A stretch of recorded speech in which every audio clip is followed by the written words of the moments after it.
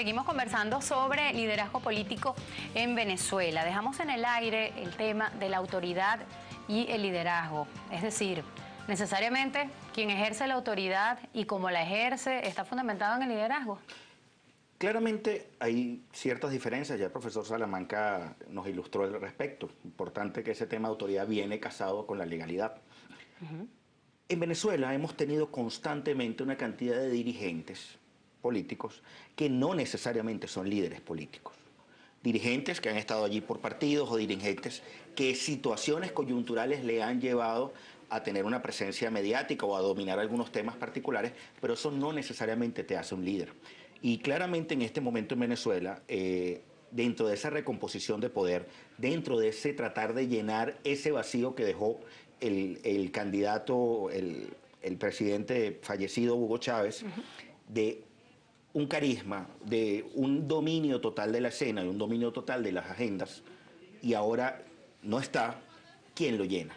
¿Y qué pasa con llenar efectivamente eso? Y vemos una muestra muy clara desde las filas del oficialismo, diciendo constantemente que el rumbo del país es el rumbo que marcó este predecesor, que el rumbo del país es esta persona que todavía, entre comillas, debe ser el que siga marcando las tres agendas, la agenda política, la agenda mediática y la agenda pública en esa actuación, es decir, el rumbo efectivamente al que va el país.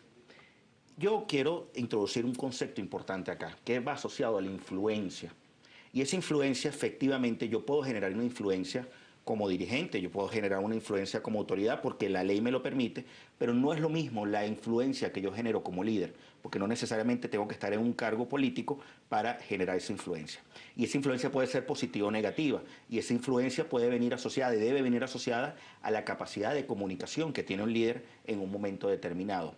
Capacidad de comunicación que en muchos momentos, si es errónea, va a conducir a procesos de mala influencia. Y yo creo que acá el entendimiento de cómo se llena ese espacio es, bueno, cómo yo quiero influir en la gente y de qué manera quiero que me acompañen en este trayecto en el cual yo soy uno más que sencillamente tiene una batuta en un momento determinado. Hay un elemento que a mí me parece muy interesante revisar, del que poco se habla, que es el pretorianismo.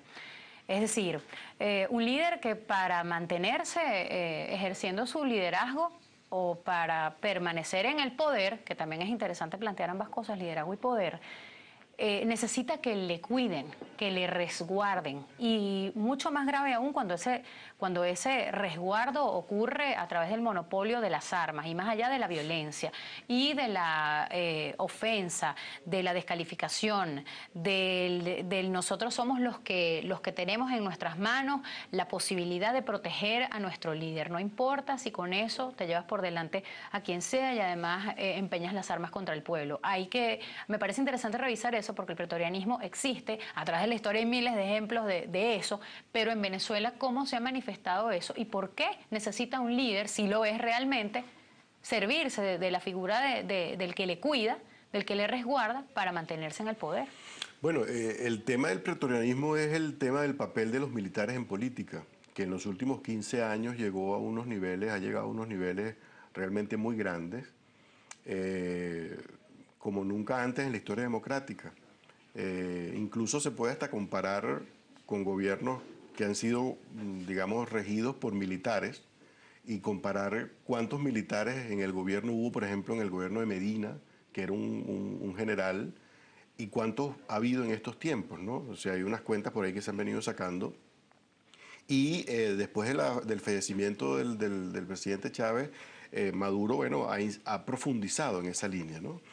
Entonces, claro, ese es un elemento del liderazgo que podemos llamar liderazgo chavista, ¿no? Si, tiene una connotación militar y militarizante, militarista. Si se encumbran valores propios de los militares para la sociedad civil como valores, digamos, fundamentales, ¿no? Pero sobre todo es el control del poder. El control del poder con base en el control de la institución militar. Digamos, hoy más que nunca pareciera que la estructura de poder descansa sobre el poder militar. Y en una democracia no debería ser así. En una democracia la estructura de poder debe descansar en el pueblo, debe descansar en la soberanía popular.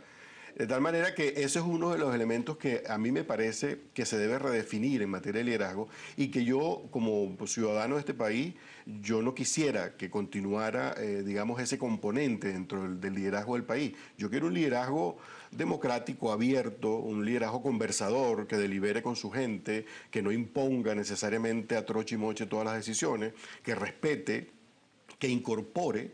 Hay una energía nacional que está pidiendo conducción, ¿verdad? Y ese es el gran tema de la oposición. Cómo dirige esa energía hacia fines positivos.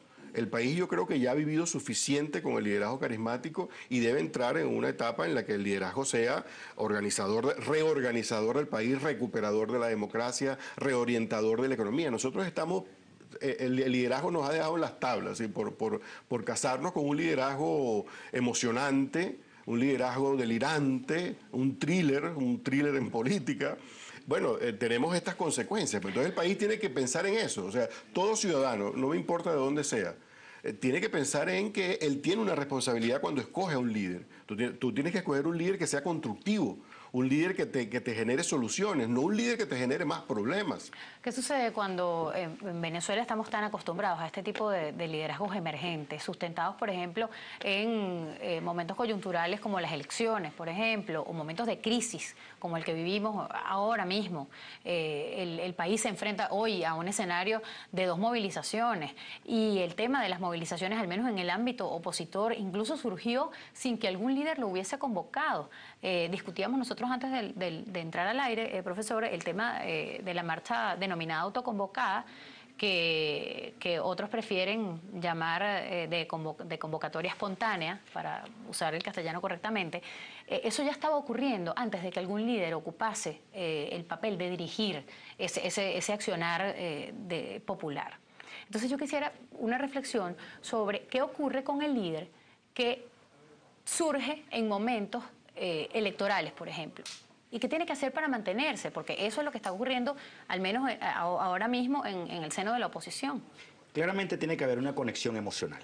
Si no hay conexión emocional, si no hay enamoramiento de una causa en un momento determinado, incluso este tipo de movimientos que hemos visto a lo largo del mundo de, entre comillas, autoconvocados, pero podemos ver casos similares en Brasil, en Turquía, la gente que ocupó Wall Street en algún momento determinado, la gente los indignados en España, supuestos movimientos sin rostro y sin líderes, pero que terminan emergiendo unos líderes porque hay la necesidad de llevar un mensaje, hay la necesidad de tener unos rostros visibles, porque yo no me puedo enamorar de causas si no me enamoro previamente de personas que me inviten a sumarme a una causa.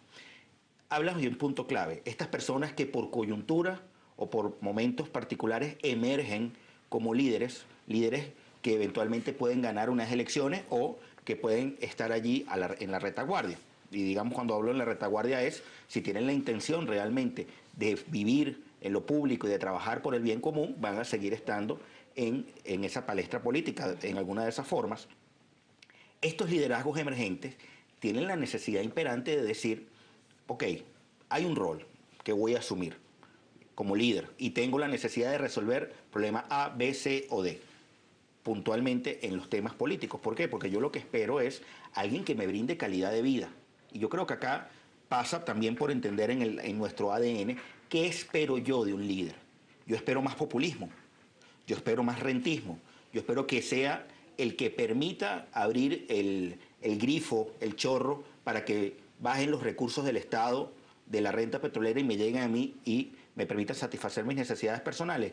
O, en cambio, necesito a la persona que me resuelva y me atienda los asuntos públicos cotidianos, en el caso de un alcalde, en el caso de un gobernador o en el caso de un presidente de la República, pero que me permita a mí activar todos los mecanismos para yo ser próspero. Y pasa por el entendimiento mío como ciudadano de hacia dónde quiero yo que me acompañe ese líder. Porque yo creo que, entre comillas, esa crisis de liderazgo que estamos viendo hoy día es porque yo no termino de conectar con fulano o con perencejo o con sutanejo, porque también hay la atracción propia de todas esas personas que se ofrecen como una barajita, como un menú en un restaurante. Bueno, yo voy con fulano, yo voy con perencejo, yo voy con sutanejo, porque conecta con los intereses que yo tengo. Fíjense que en este momento muchos definen a la oposición como el grupo en crisis pues, de liderazgo en este momento en Venezuela, el sector en crisis de liderazgo en este momento en Venezuela. Nosotros nos tomamos la libertad de preguntarle a Ramón Guillermo Aveledo, porque sin duda es quizás la persona indicada para expresar qué está ocurriendo en el seno de la oposición en materia de liderazgo. Lo hicimos, vamos a evaluarlo y me gustaría escucharles acerca de qué está pasando en la oposición después de la opinión de Ramón Guillermo Aveledo. En el mundo de la alternativa democrática, de la oposición, de la unidad, la dirección es colectiva.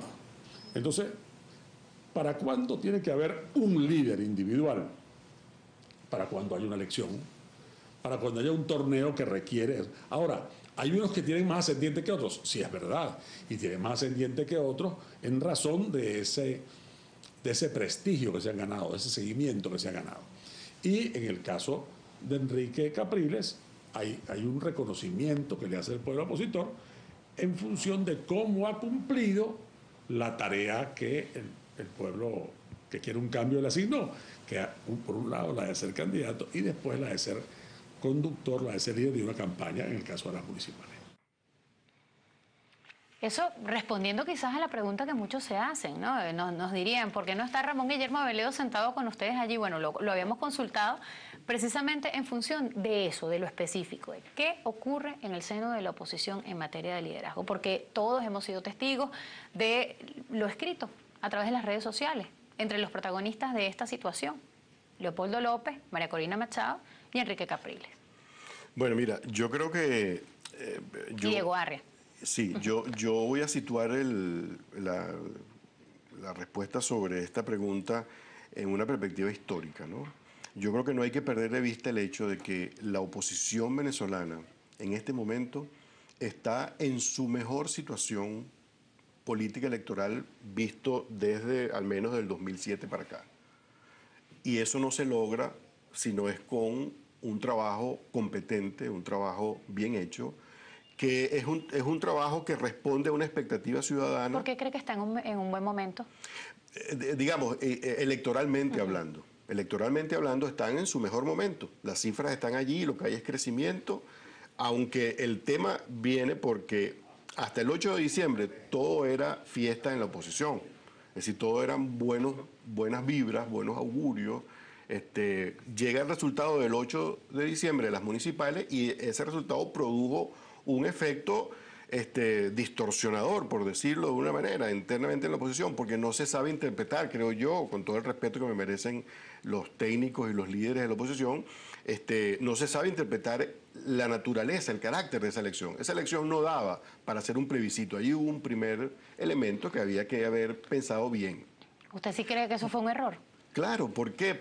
Y yo afortunadamente tuve la suerte de poder decirlo antes, y entonces, bueno, yo me remito a lo que dije antes, no lo estoy viendo después, pero yo nunca pensé que con 335 elecciones distintas tú pudieras sacar un solo tema.